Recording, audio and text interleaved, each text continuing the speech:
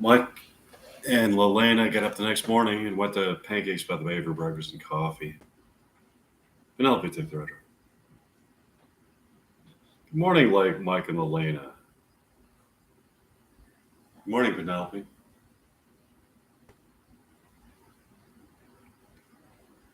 It is a beautiful morning, isn't it? Yes, it is. What a great time of the year to be in San Francisco. Early June. Feels so good to be alive. We're hungry, Penelope.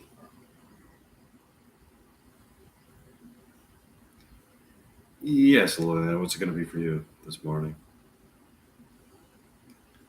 I'll have the Bayside grilled pigs and a cup of mod morning coffee. Sure. Give me the Paradise pancakes and a cup of mod morning coffee. I have that for you people. Mike and Lynette are sitting in their favorite booth by the front window, having a deep conversation. When all of a sudden they hear the sound of the Squeeze song, Tempted, from a car in the street, and then the sound of a car crash. They look out the window and see a very puzzling sight. It appears to be the crash that took place in the original Reality Bites.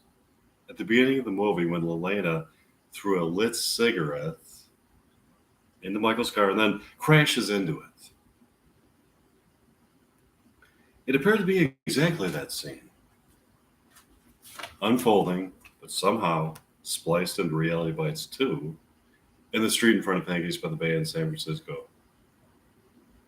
The same chain of events takes place in a new context. Michael, Elena, and Vicky get out of their cars and go to Pancakes by the Bay to sort through the situation. Upon entering, Lelena looks right at the front, right at her character, Lelena from Reality Bites, with a bewildered look on her face. Lelena from Reality Bites looks back at her. Lelena, Vicky, and Michael grab a table. I'm so sorry for these unfortunate circumstances. What's your name?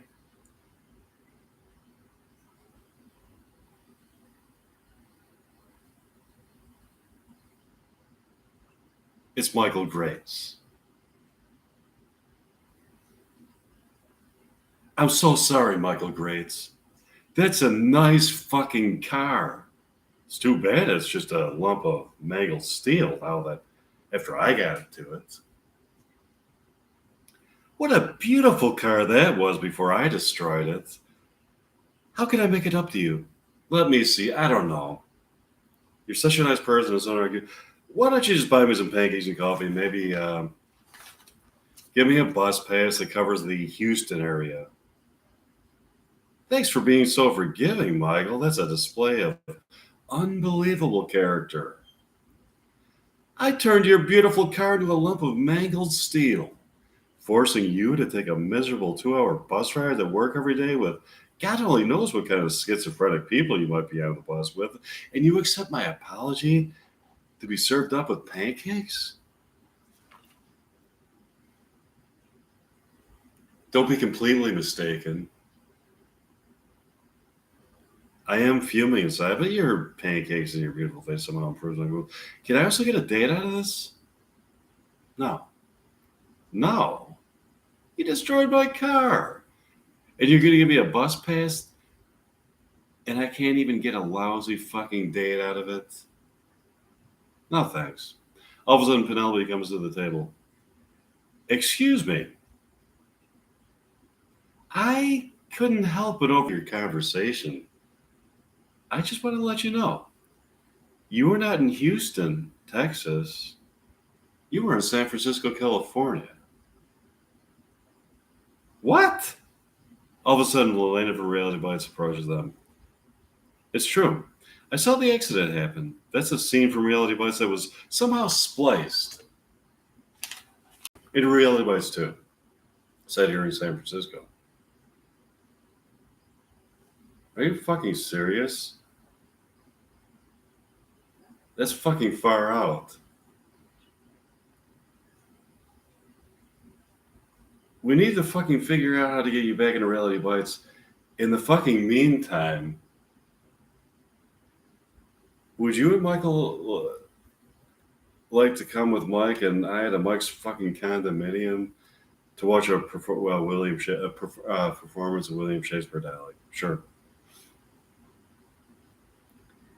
They went back to Mike's fucking condominium to watch Mike and Elena perform some fucking William Shakespeare fucking dialogue.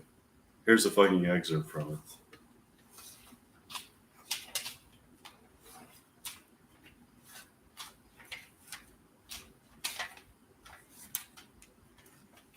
They're sitting on a fucking couch in Mike's fucking condominium talking. So we have to figure out how to get you back into Reality Bites. Yeah, we need to fucking get them back there. So a fucking scene from Reality Bites has been spliced into place in Reality Bites 2. I guess we need to figure out how to get a splice back from Reality Bites 2 back into Reality Bites. Yeah. That's going to be a fucking challenge.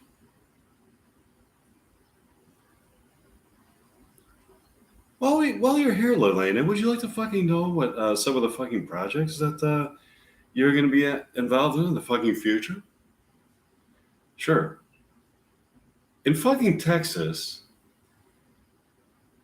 you're going to be fucking hired as a fucking documentarian to film a fucking documentary about the American fucking buffalo. The American fucking buffalo? What about the American fucking buffalo? The spiritual fucking connection that the American buffalo has to the people of fucking Texas. The American fucking buffalo is a symbol of American ingenuity, freedom, free-spiritedness, independence, determination, liberation, pleasures of the soul, and fucking abundance. In your fucking documentary about the American fucking buffalo, you study the history of the American buffalo and its relationship to the indigenous fucking people and gain fucking insight into its soul life. That's fucking awesome. What else? You'll be hired as a writer for Coffee Lovers Monthly in San Francisco. That's fucking great. I fucking love coffee. I can write about how it excites my mind, body, and soul in ways that transcend my soul to a place of eternal pleasure.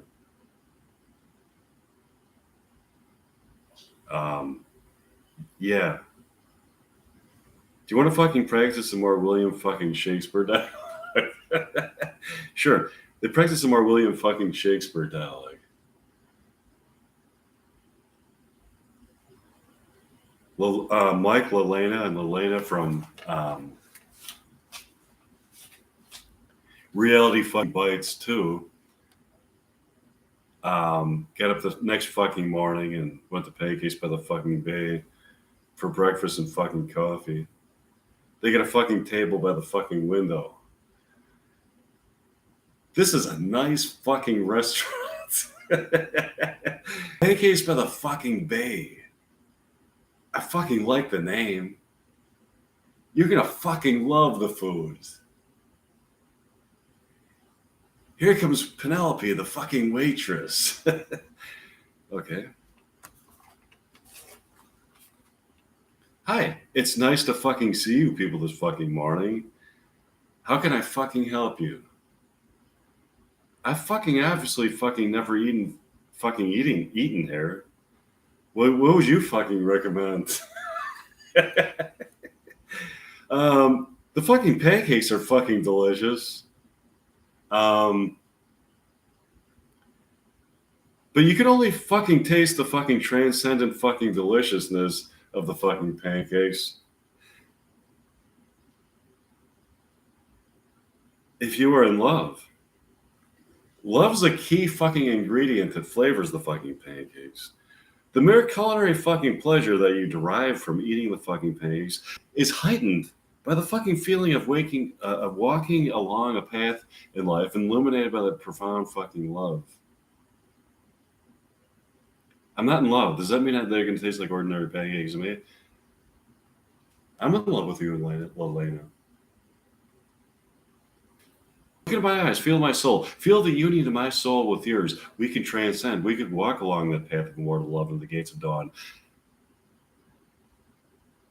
in fields of never seen beauty and abundance. Okay, I'm looking into your eyes. Now taste the pancakes. Lilena takes a bite of the fucking pancakes. They do taste better that way. They finish breakfast and walk out of the fucking restaurant in what they fucking thought was going to be a San Francisco fucking morning. It turned out to be a Houston fucking morning. Wow. This is the fucking apartment complex where the fucking characters in Reality fucking Bites live. Have we been spliced from Reality Bites 2 into Reality Bites? It sure fucking looks like it to me. Yeah. This is the fucking building for Reality Bites. We have to fucking go inside and see the fucking place. Sure. They went inside the fucking apartment building to discuss the situation. When they got into the fucking building,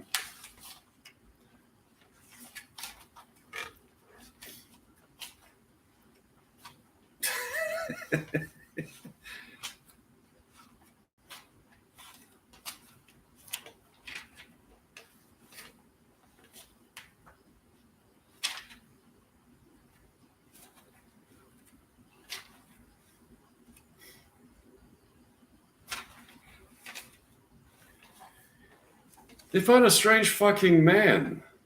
Or a strange looking man in the fucking vestibule. His name is Hugh Henderson.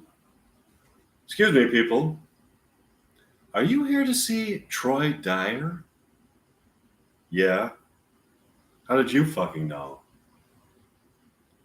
You have that look about you. You have the mischievous look about you that is a defining characteristic of Troy's friends. We're not mischievous. Oh, I know you're up to something.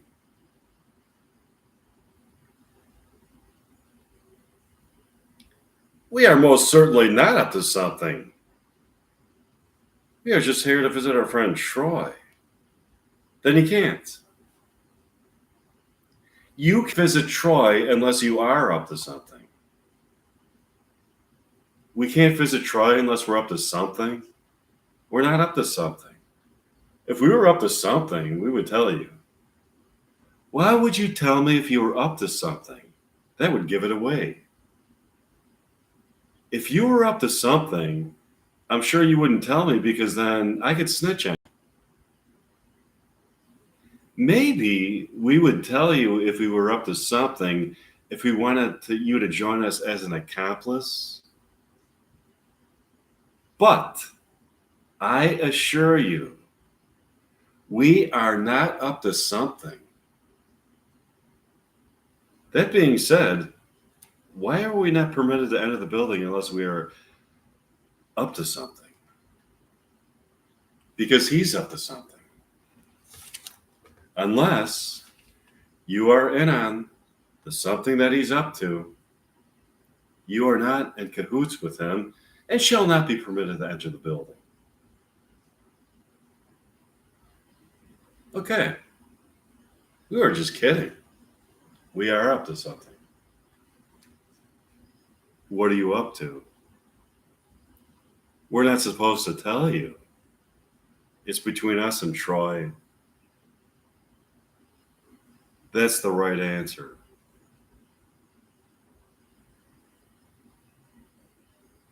Do you know what we're up to? No, I just know that you're up to something. That's part of the screening process that a person has to go through to be admitted to the building. You have to prove to me that you're up to something, and you are in cahoots with Troy. I can tell that you are up to something by the look in your eyes. Now, for the other part of the screening process. Do you remember when Troy said that there was an IQ prerequisite to talk to him? Yeah, there really is. You have to score in the genius range of IQs in order to talk to him.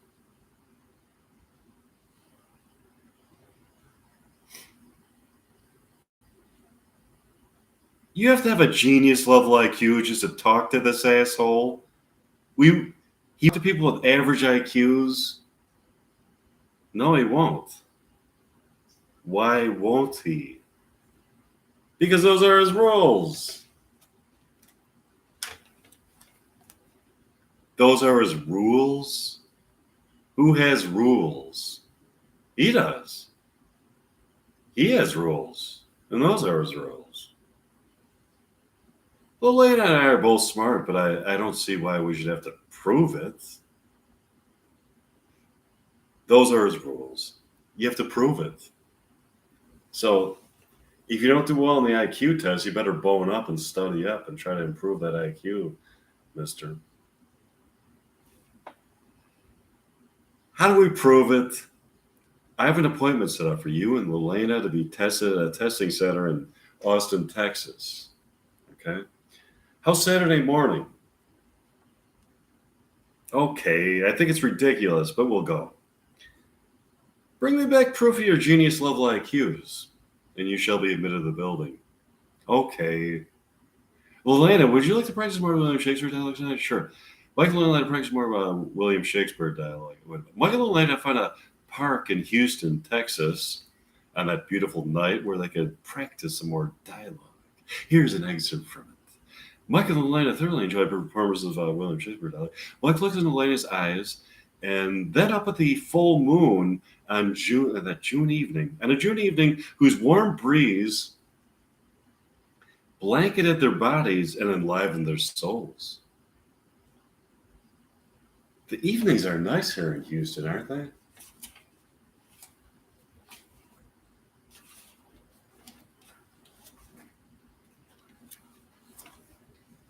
They are. But I miss so much about San Francisco. I miss the Golden Gate Bridge and pancakes by the fucking bay. Quite frankly, so do I. I miss the delicious pancakes by Pancakes by the Bay along with the coffee. I miss the murder mystery we were trying to solve there. So do I. What do you really think? Do you think Penelope did it? Lelena? Believe it or not, I think it's fucking possible.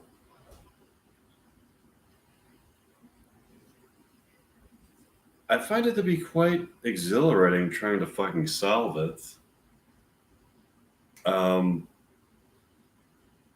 When I really think about it, I also think it's fucking possible. Then I fucking think, is that fucking polite and charming fucking waitress capable of murder?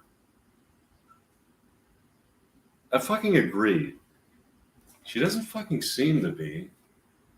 And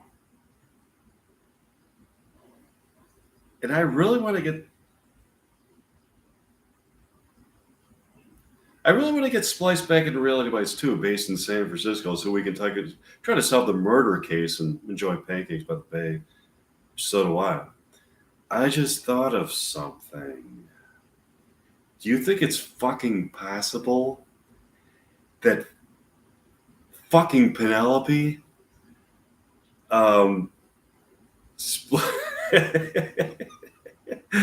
fucking spliced us from Reality fucking Bites 2 in San Fran fucking Cisco in Reality fucking Bites in Houston because she knows we suspect that she is the fucking murderer? Can't you fucking really fucking do that? I fucking hope fucking not. I fucking really fucking want to fucking get back in Reality Fucking Bites too in San Fran fucking Cisco.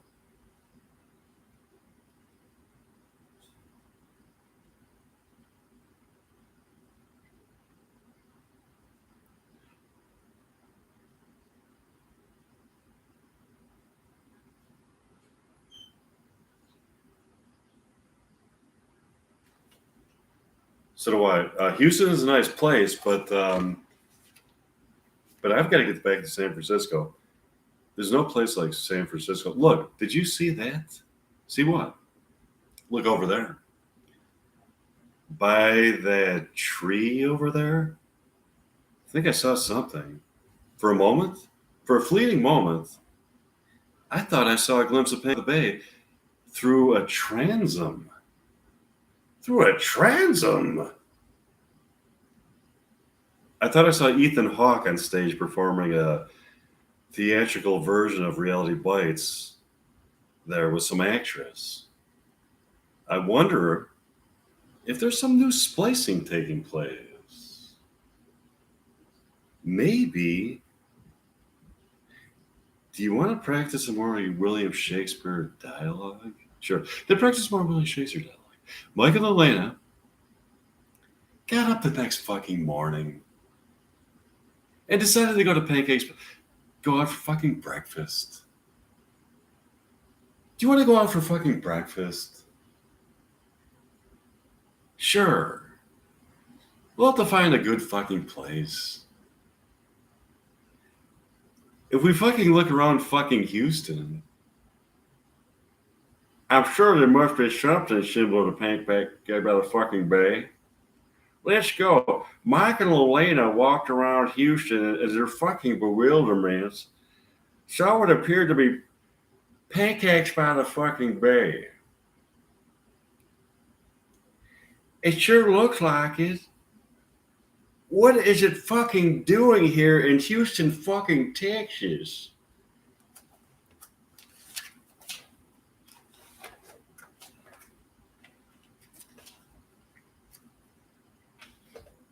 Let's go in and find out. Mike and Elena walked into the fucking restaurant to find it, that it certainly did appear to be pancakes by the bay. They also saw Ethan Hawke on stage performing a scene from Reality Fucking Bites with some fucking actors. It's a scene where Troy and Elena are walking around Houston smoking and drinking coffee. Here is an excerpt from it. You see, Elena, all we need is good conversation, coffee, and cigarettes. You got it. All of a sudden, Mike interrupts him. Have you ever had the coffee here at Pancakes by the Bay? Excuse me. You are interrupting our play? Oh, I'm sorry, thespians. Keep acting. Now that you've interrupted us, I'd like to know what was so important that you found it that you deemed it necessary to interrupt our proceedings.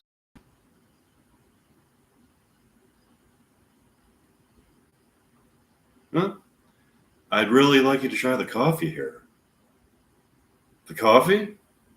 I would assume it's just your typical flavorless diner coffee. This coffee?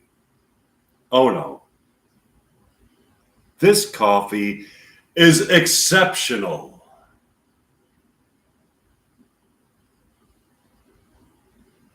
Exceptional? Let me try it. Penelope, would you bring Troy some coffee? Coming right up. Penelope comes out with a cup of coffee for Troy. Here you go. Troy takes a sip of the coffee. You know what?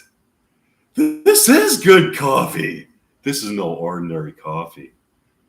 I feel as though I'm on some elevated plane of existence whereupon I reach a plateau of love so profound.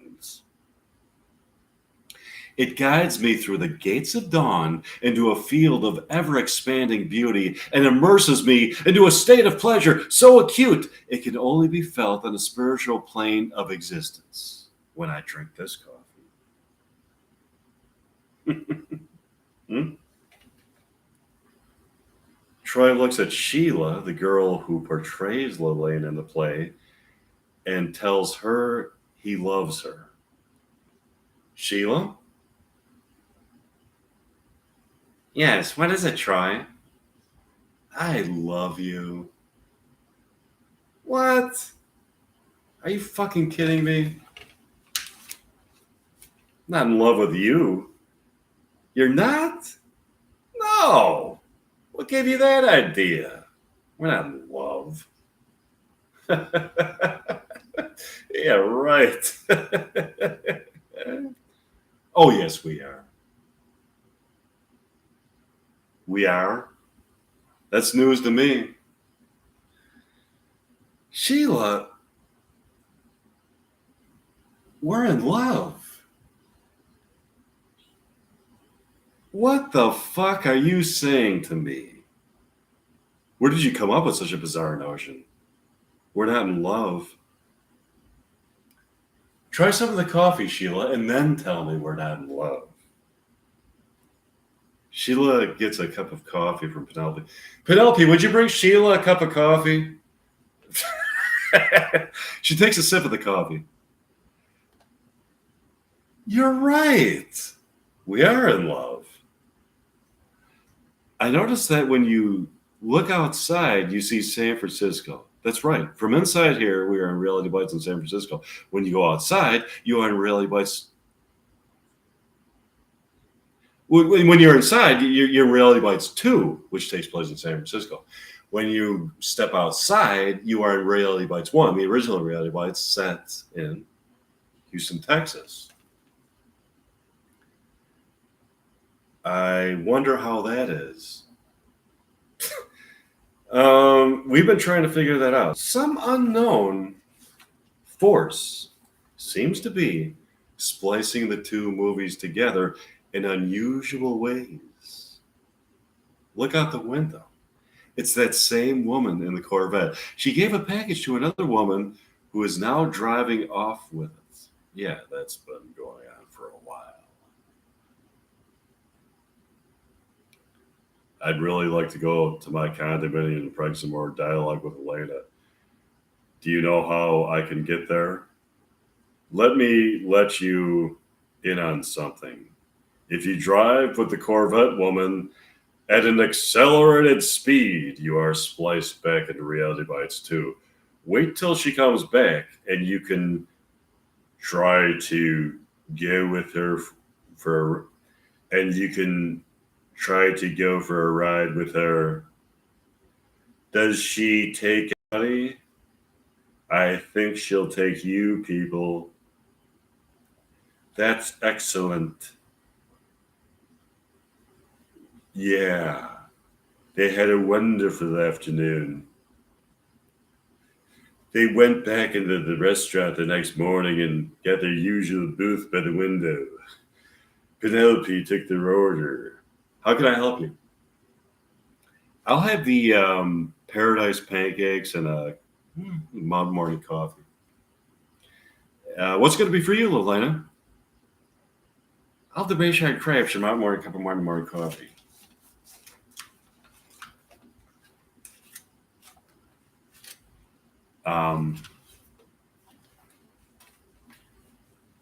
Coming right up. Mike and Lelena are talking when all of a sudden they look out the window and see the Corvette woman park her car and climb out. There she is. Let's go talk to her. They run out of the restaurant and talk to the Corvette woman. Excuse me, ma'am. We were told by Penelope, the waitress, that you could splice us back into Reality Bites 2 in San Francisco by driving us at an accelerated speed in your Corvette. Sure, friendly people, climb aboard.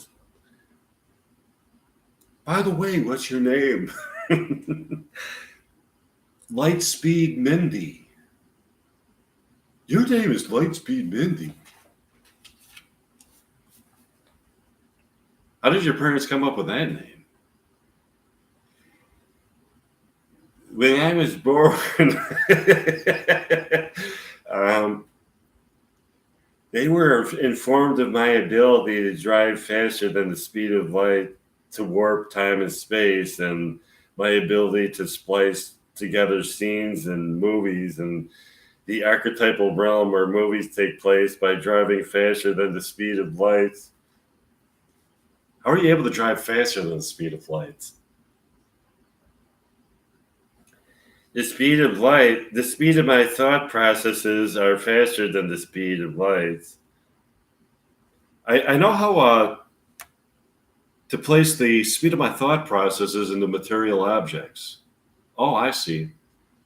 What's inside the package you keep passing back and forth to other people? The package? It shall remain a mystery.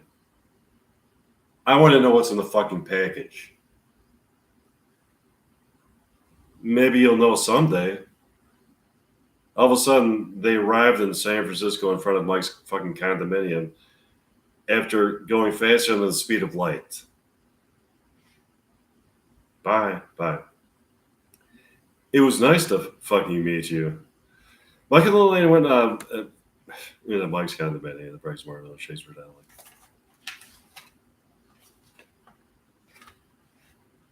Okay. Here's an excerpt from it.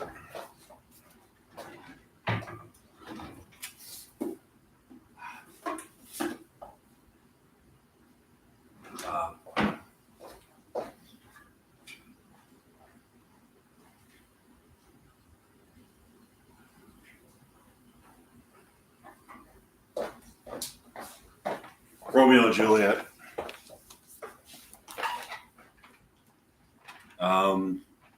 Wait a minute. Okay. Here we go. Romeo and Juliet.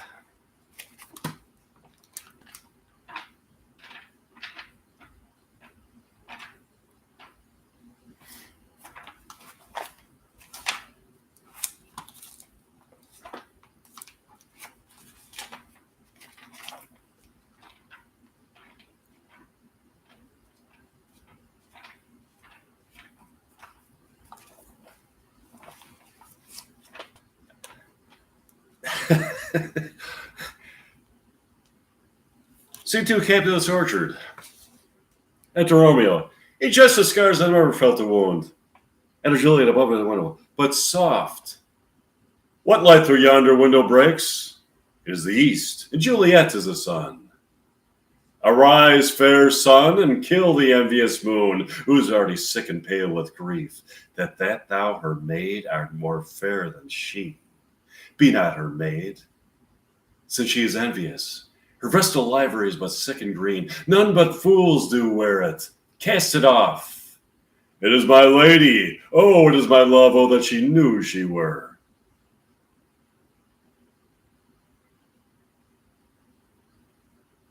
She speaks, yet she says nothing. What of that? Her eye discourses. I will answer it. I am too bold. 'Tis not to me she speaks. Two of the fairest stars in all of heaven, having treated her eyes, have some.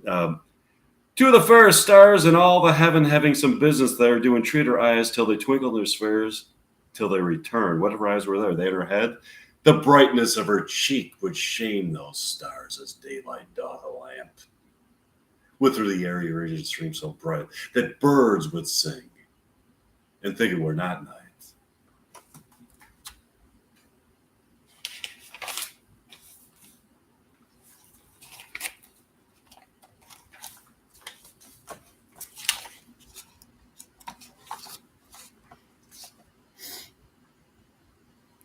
See how she leans her cheek upon that hand? Oh, that I wear a glove upon that hand, that I might touch that cheek.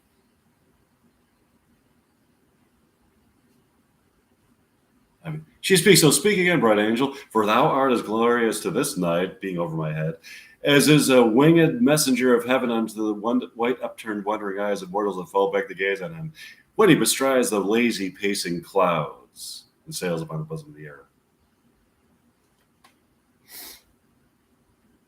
Oh, swear not by the moon, the inconstant moon that monthly changes in her circled orb, lest that thy love prove likewise variable. What shall I swear by? Do not swear at all. Or, if thou wilt, swear by the gracious self, which is the God of my elder tree, and I'll believe thee.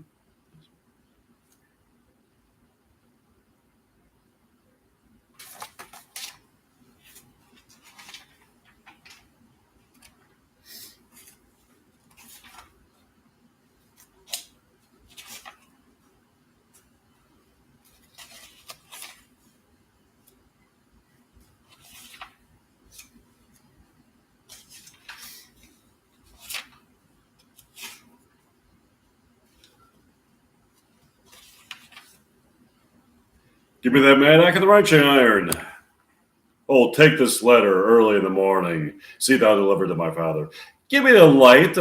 Upon thy life I charge thee. Whatever thou hearest or seest, stand all aloof. And do not interrupt me in my course while I descend into this bed of death. Is partly to behold my lady's face, but chiefly to take thence from her dead finger a precious ring, a ring that I must use in dear employment.